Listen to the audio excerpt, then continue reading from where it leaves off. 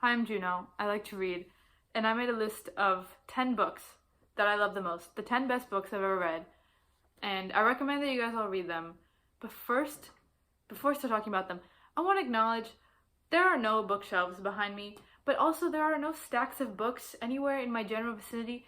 In fact, there's only one book for you today in my presence, because the 9 other books that I'm going to talk to you about, I don't own, because I get them from the library, and they've been sent back. They're no longer here, because I'm #1 public library enjoyer. Okay, my university library, crazy. There could be a book that has like 6 ratings on Goodreads, and it's like a Croatian underground classic written by a guy who like 2 years later was sent to a war camp where he ultimately perished, and then his long-lost granddaughter found his manuscript and decided to publish it 50 years after his death, and it's about love and loss and architecture, and my library would have it. They'd have 2 copies. It's crazy. So I guess, and I was like, I can't make a video about books without any books in the video. Like, and this wasn't even gonna be in it. I wasn't even gonna, because I wrote a list of 9, and then I was like, wait, I don't own a single one of these. And I can't make a video with no books.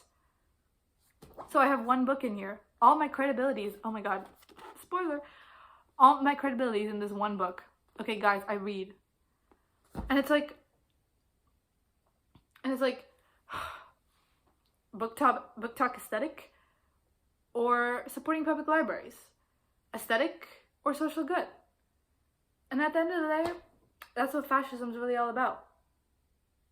So I don't want to hear it. I don't want to hear it. There's no books. There's 1 book. Okay, let's deal with it.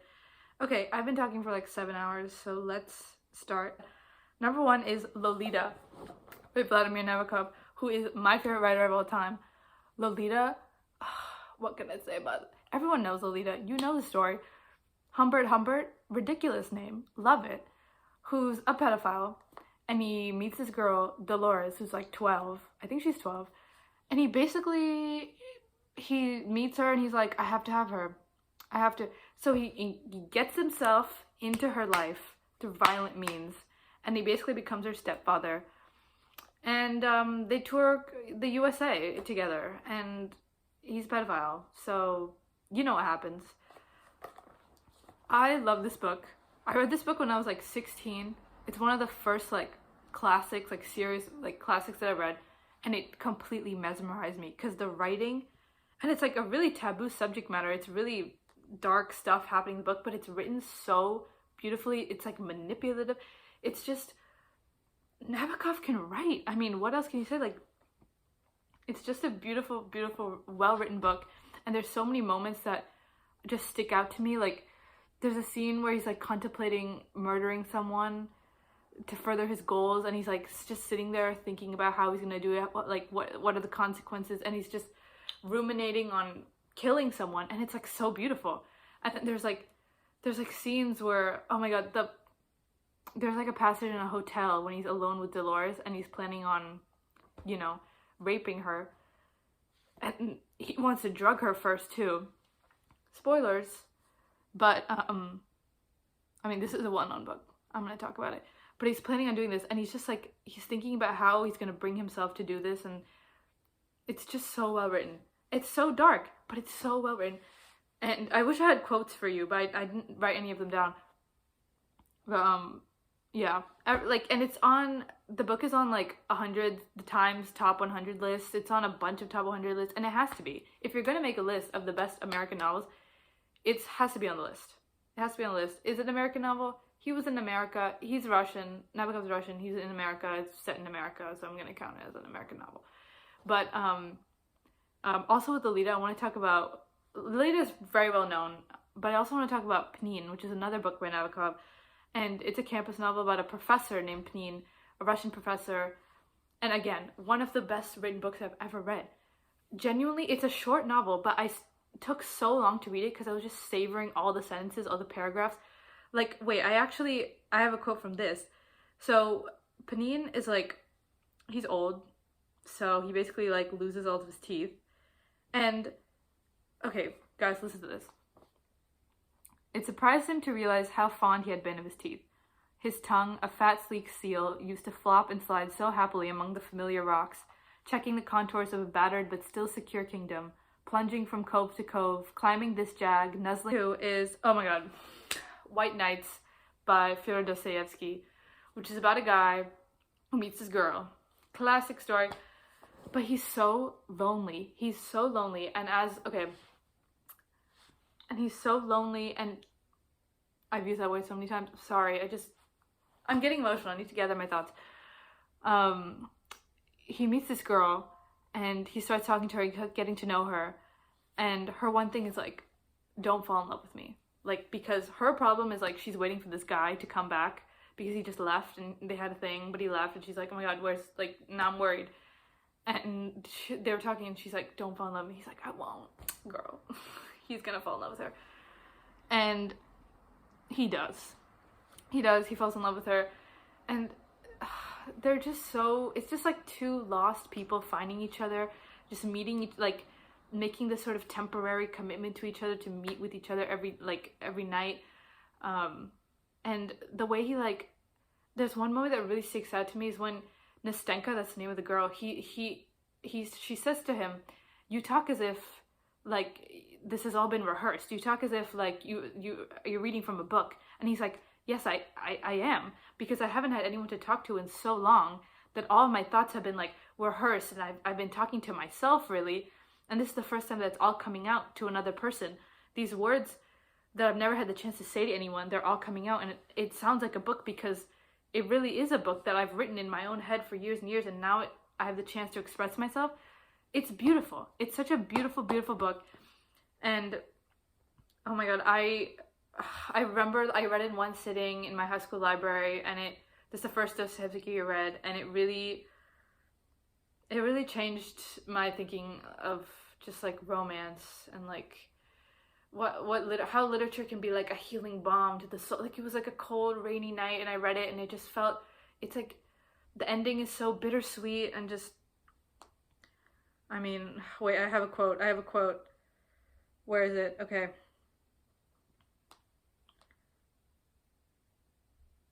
Oh my god. Good Lord. This is the last sentence. Good Lord, only a moment of bliss. Isn't such a moment sufficient for the whole of a man's life? Like, can you really be satisfied on one moment of happiness? How long does happiness last? How long does it last before you crave the next moment? I don't know. You'll never know. The book is done. The book ends. But it's just good. Okay, number 3, Stoner by John Williams. Another sad, lonely man. We're seeing a theme. We're setting a theme here. Okay, it's another campus novel about a professor. Stoner by John Williams. Did I say the author? I hope I did. But this book is kind of popular, I think. And it's about a professor who, it's about a student who becomes a professor of English. And he gets married, and the marriage doesn't really go well, and like his life is kind of like, it's just like a normal life. It's like the average American life. It's set in like the 50s or 60s. And it's so mundane. It's just about, it starts with him as a student. He's like studying agriculture because his parents are farmers. But then he reads Shakespeare, and he's like, oh my god, I have to switch to English. So he starts studying English, and he becomes a professor at the same university.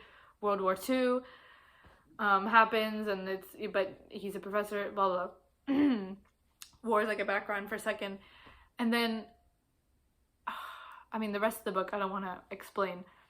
But again, the writing is just, it isn't as like purple prosy over the top as some of the other books I really like Nabokov, but it's so simple and stark and so affecting in that like very, I don't know, like it just really, and I never cry reading books.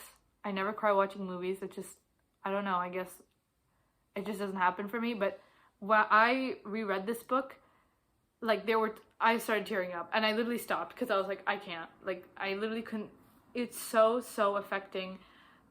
He tries to he marries this woman, Edith, who I feel for her so much because she's the classic like 1950s housewife, who doesn't want to get married. Like that's all that she's been raised for. Like that is her whole life, and it's so uncomfortable to watch this girl like basically be raised for one purpose, and then she gets married and she's so unhappy. She's so unhappy. And it's like Stoner's, he's a good husband. He's trying to be nice to her. He's trying to, you know, he's trying to make the marriage work, but it doesn't work because it's not what she wants, and she's so unhappy. And it's genuinely, I really feel for her. And so many reviews are just like, oh my god, Edith's such a, like, she's so mean. She's like such a bitch to Stoner. She's so annoying. I don't know. She's just, I really get her. But I get where Stoner's coming from. And, I mean, his marriage and their daughter, his relationship with his daughter, it's so... I think Stoner, for me, is a character that's so embodied by, like, passivity and the urge to find something true and real, and the urge to be passionate in it, but then just the mundane, trivial nature of life just gets in the way of that dream. And he's so, like, he's so passive. He doesn't, like, there's so many moments in his life where he could have, you know, put his foot down, stepped in, and expressed what he wanted in clear terms, but he doesn't, because he can't. He doesn't know it. People don't know how to talk to each other. People don't know how to say what they want. They're never clear with each other. They keep tiptoeing around each other without, you know, afraid of offending, afraid of trying. They want people to like them, but they don't. And I'm rambling. It's just, I mean, it's a really, really, really beautiful book, and I think you should read it.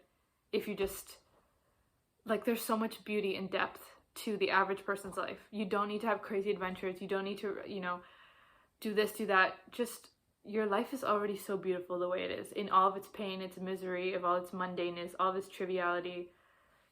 It's beautiful. It's beautiful. His life is beautiful, and so is yours. That's kind of what I took away from that book. Okay, number 4, Les Misérables by Victor Hugo. This book was kind of a surprise. I didn't expect it to love it as much as I did, because I don't know why, but everyone knows the plot. Y'all know the plot. There's been so many musicals, and it's famous. It's a famous book. Jean Valjean goes to prison. Stuff happens. A lot of stuff happens. French stuff, politics, love. It's a great book. It just encompasses so much. Criminals, gangs, the Paris sewer systems, the Battle of Waterloo, Napoleon. It has everything. It has everything you could ever want. And, I mean, what I want to talk about specifically is the way Victor Hugo writes about Jean Valjean and his thought process. Because Jean Valjean is a good person. He is ultimately a good person. But you really, really can tell how hard it is to be good. How hard it is to do the right thing. And it's not something that comes easy to him, doesn't come naturally to him. No, he has to fight with himself to do the right thing, to stay on the right path. And there's this one moment where, this is spoilers, but it's a famous book. So I skip it, if that's a problem. I don't really, okay. Where Jean Valjean is like, he has basically escaped out of prison, and he's disguised. He's taken on another personality character. Not another personality, but like he's pretending to be someone else, because he's still like a criminal in the eyes of the law, and you know. But he's made a life for himself. He started from nothing. He came out of prison, wanted criminal, made a life for himself. He's beloved by his town. He's doing good, productive work. And then he finds out that the police has arrested Jean Valjean, and they have him in custody, and they're going to execute him. And so now he's like, oh my god, someone's going to die for my crime. And he's like, like the right thing to do is he has to go to court and say, no, I'm Jean Valjean. And he has like the tattoo of his like prison, his like prisoner number, and that, I think that was gonna be his like proof, like, no, I'm actually Jean Valjean. But anyway, he has to do that. He has to go tell them that they got the wrong guy, so that the other guy's not gonna be executed. I forget, guys, it's been a while since I read this book. I don't know if it's execution or he's just gonna go to prison for a long time. Either way, bad consequence. If you're Jean Valjean, your life sucks. Your life is gonna suck. You're either gonna die or go to prison. I don't remember exactly which. It's not gonna end well for you. So he knows he has to save this innocent guy from that fate. But it's so hard, because he's finally happy. He's suffered so much, and he's just made a new life for himself. And all he has to do is do nothing. All he has to do, he doesn't have to do anything to guarantee that he continues to be, because once they catch Jean Valjean and put him in prison or execute him, whatever, he's free. He doesn't have to look over his shoulder all the time. He's happy. He can be happy, he can be free because they're not going to be looking for him anymore. His life would be set. But he can't do that because he's Jean Valjean, because he's a good person.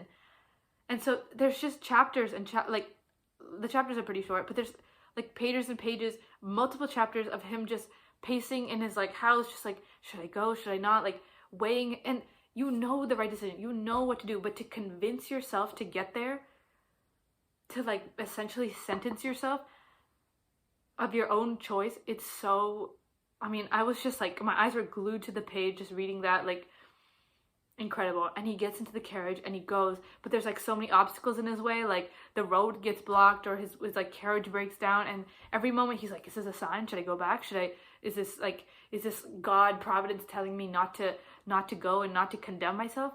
But he goes, he does the right thing. And the way Victor Hugo just gets into his head, and other characters have their own dilemmas, but just that specific moment of the book, something clicked for me, and I was like, this is incredible. This is a fucking masterpiece. I love this. And I mean, do you need any more encouragement? Read Les Mis. It's good. Okay. Oh my god, the next book is called I Burn Paris by Bruno Jasieński. This is the craziest book I've ever read.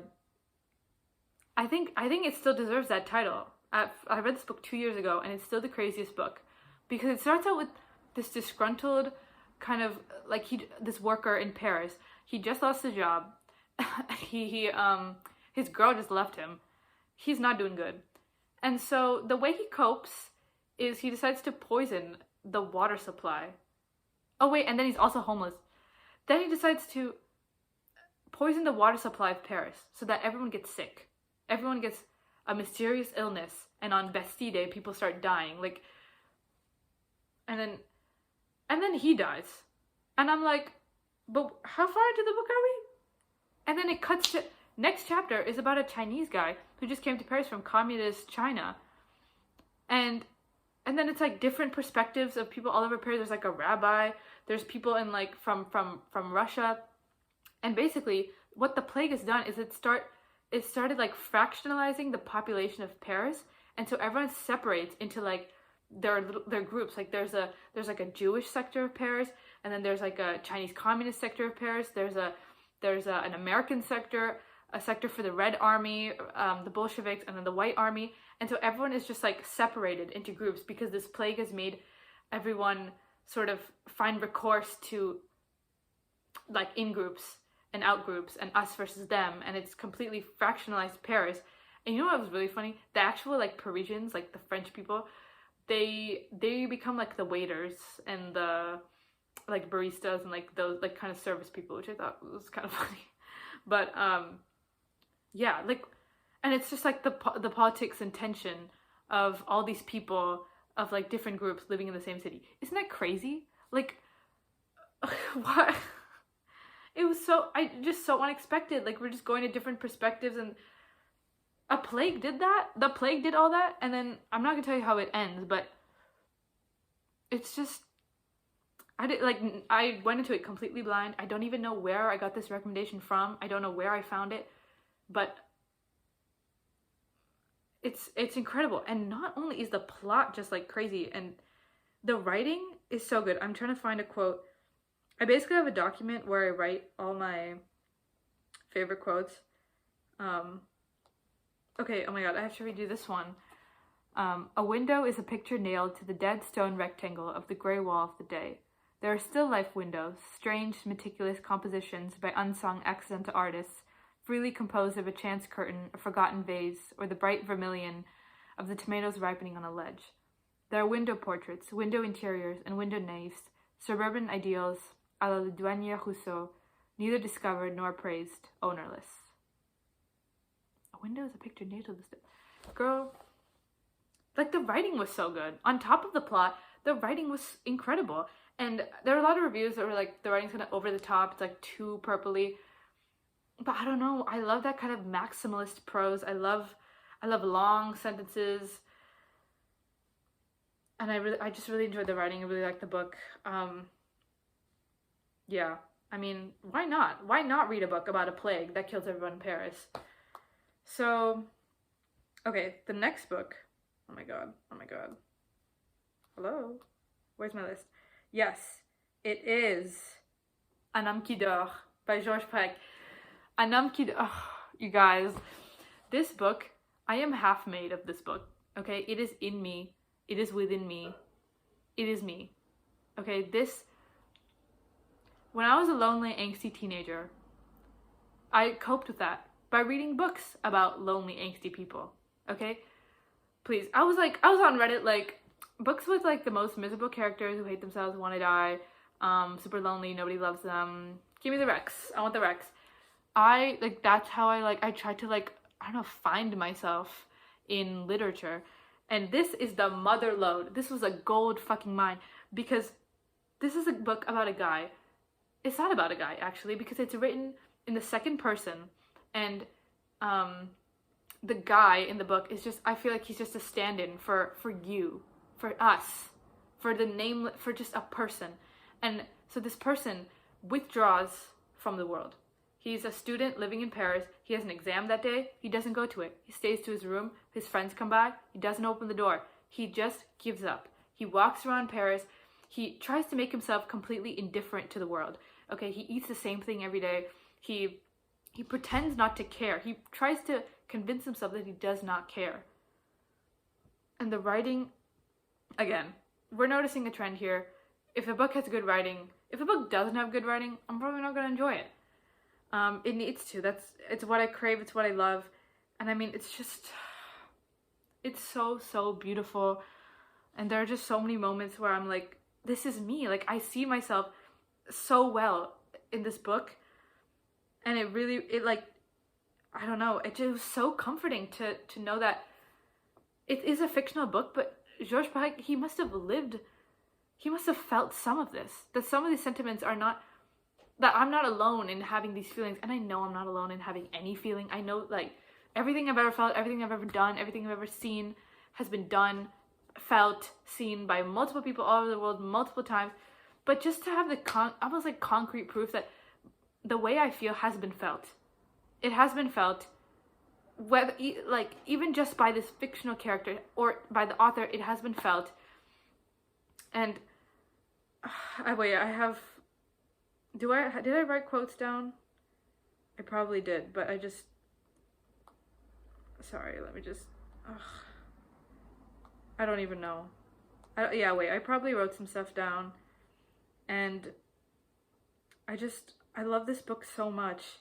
Okay, like okay, here, oh my god, here it is. You stopped speaking and only silence replied. But those words, those thousands, the millions of words that dried up in your throat, the inconsequential chit-chat, the cries of joy, the words of love, the silly laughter, just when will you find them again? Now you live in dread of silence, but are you not the most silent of all? And it ends in this kind of hopeful tone, where it's not like in the maudlin, like everything's gonna be okay, like, or he finds love or something, like, no, like he ends up just alone as he is through the whole book. But there's this moment of like, you do care. You try to make yourself indifferent. As the book says, you learn nothing except that solitude teaches you nothing, except that indifference teaches you nothing. You've tried to burn the bridges between you and the world, but you care. You are part of the world. You are a part of all that exists around you. You can't just withdraw and self-isolate. It doesn't work like that. You care. You can pretend to be as indifferent as you want. You can think that nothing touches me, nothing affects me, but you care. There are things that you want in the world, and you want to go after them. You want to do things. You want to see things. You want to touch and taste. You want things.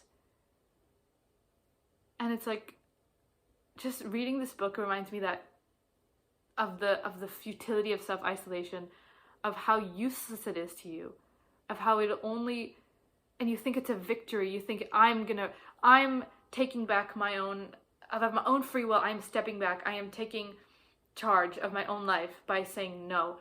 But it's the wrong kind of no. It's cowardly in a sense. it's refusing to engage with stuff that scares you and that makes you feel anxious and unsafe. And this book just embodies all of those emotions. Just, I mean, I think about loneliness and self-isolation and like social anxiety all the time, every day. And so this book is with me all the time, every day.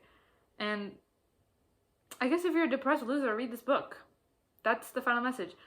And speaking of losers, the next book on my list is called The Loser by Thomas Bernhard. Let's not do any German today. Thomas Bernhard. Okay? This is a book about a guy who is a pianist, and it's about his two friends. So he's a pianist, and then his friend is Glenn Gould, who I thought was a fictional character, but he's a real pianist. Crazy. And then another guy named, oh my god, is it like Wittgenstein? It's Wittgenstein, I think. Which is, there's a philosopher, Wittgenstein, I think is kind of based off that. But, so The Loser, I thought it was going to be about him. No, it's about Wittgenstein. Because while they're all good pianists, they're not as good as Glenn Gould. Glenn Gould's the genius, okay? Glenn Gould's the genius. The narrator he's the talent. He's good at the piano. Isn't as good, he's a talent. And Wittgenstein is a loser. And he's not a loser because he's the worst out of three of them. Because the narrator admits he could be a Glenn Gould. He could be really good. But just, he's jealous. He's way too much of a perfectionist. His failures weigh on him that he just cannot progress past his current level. Like he hits such a mental block that stops him from achieving greatness or achieving his potential. And something about that trifecta, like the genius, the talent, and the loser, I loved it so much. And this is the first Bernhard I ever read. And again, the writing, it's very different. It's very, like, once you start the book, you cannot put it down. There are no, like, stops, paragraph breaks. It just keeps going. You just, one sentence follows the other, and you're sucked into the book. And it's like, it's plain, simple language, but it just uses repetition and I'm doing a bad job explaining the writing. I don't know. It's such a beautiful book in the sense of getting to the psychology of these three people, these three friends, and how, I mean, I can so relate the feeling of wanting to be the best in your field, the feeling of wanting to be better than you are, and just not being able to hit your own mark. It can be so devastating and soul crushing and so demotivating, and it can kill you. It makes you feel awful. And when you compare yourself to like your more successful friends, I get it. Girl, Wittgenstein, like, I see myself in you. I am a loser, and I'm trying, and I'm like, I'm not a genius. So am I the talent? Am I the loser? Can I be good at what I do? Can I accept that I'm not the best and just be happy with what I have? Or am I always going to feel like I need more? I need to be more. Do you know what I mean? So that's that. So that's 7. Number 8, Invisible Cities. I need to go fast. Oh my god. Invisible Cities by Italo Calvino. I read this last December. Blew me away. First Calvino blew me away because it's about Marco Polo, who goes to Kublai Khan, the emperor, and is basically telling about all the cities in his empire. And it's so imaginative. Like, Italo Calvino came up with like all of these different cities, and they're all so different, but you can see traces of each one, and other ones you can see traces of real cities. It's such a like traveler's book. Like, I feel like I need to have a copy with me when I go traveling in the future, like, you know, solo traveling Europe or something, because it reminds me of all the cities that I've been to, like Paris and DC and San Francisco and London.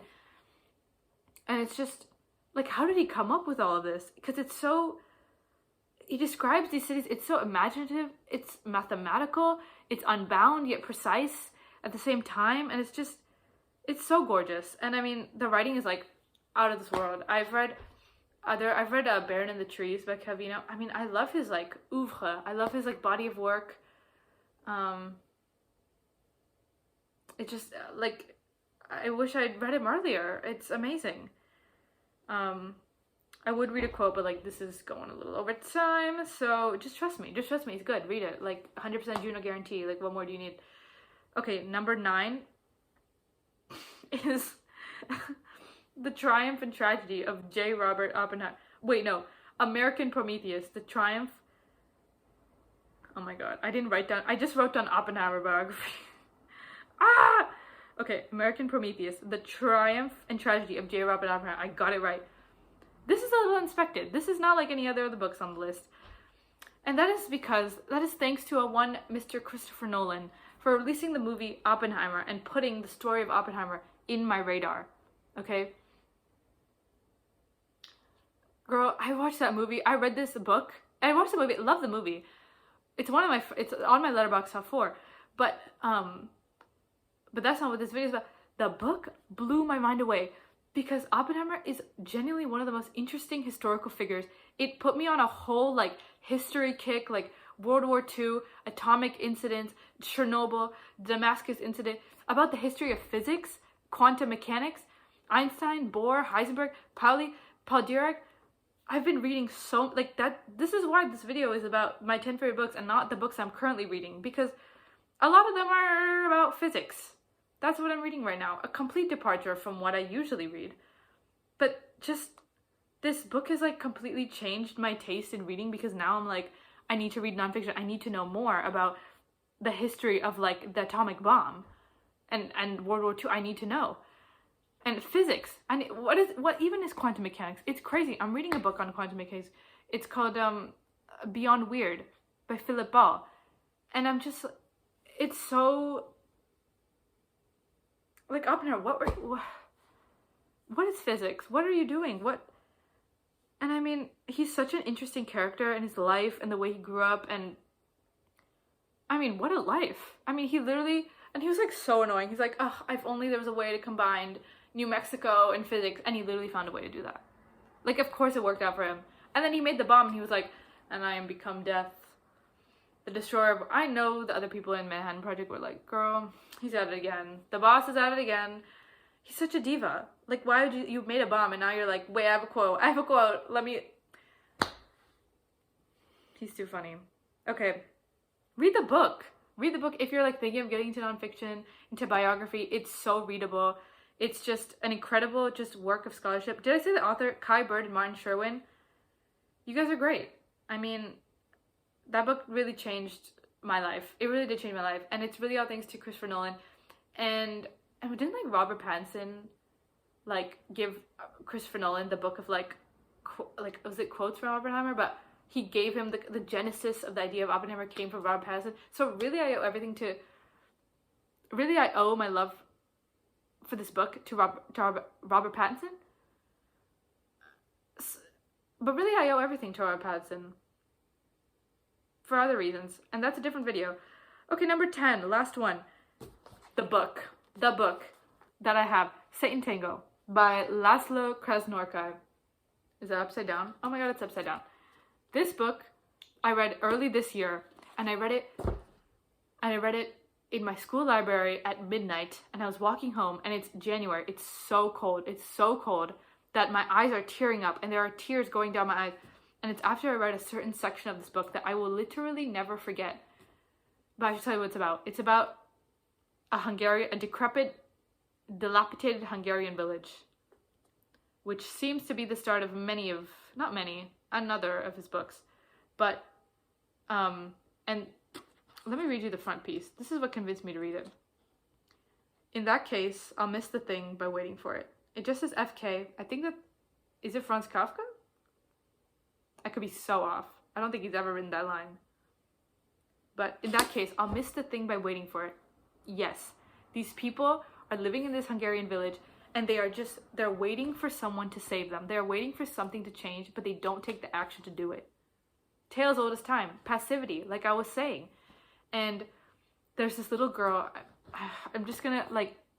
there's this little girl named Little Esty, and her section, there's a book that follows her that is genuinely one of the most beautiful, well-written, just works of literature, one of the best pieces of writing I've ever read. And it completely, I realized just how fucking incredible this book was after reading that. The writing, his style is incredible. It kind of like Bernhard, there's no line breaks, paragraph breaks. It's just one sentence after another. you're sucked into it. You forget where you are. You forget where, like, what you're doing. You're in another world. Okay, you're in another world, and it's so.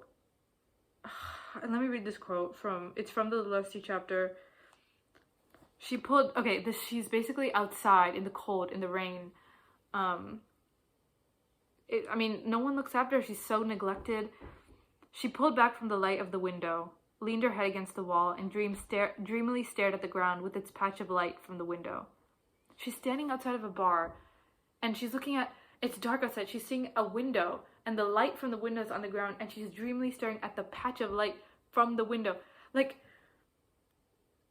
that's all she has. All she has is this secondhand light, this secondhand warmth, the secondhand noise from all the adults having a time in the bar. Well, they're not also having a time. Everyone's life sucks. But you know what I mean? She has nobody except this ray of light that isn't even, it's not even the real light.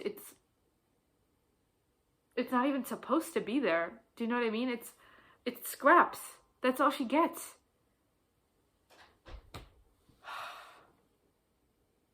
That was it. Genuinely, like, I could feel the words in my stomach. That's how good it was. That's how good it was. Read this book. Read Satantango. This is where you should start, with László Krasznahorkai. I'm reading Melancholy and Resistance right now, and it's also so good. I have War and War. I'm gonna read his Homecoming. I'm gonna read Hearst 0977. There's a string of numbers. This is the year of Krasznahorkai. I know it. And also, like, Nobel Prize win. Let's get it together. Shout out Hong Kong, who just won. That's amazing. But okay, that was 10 books. This has been so long. Bye.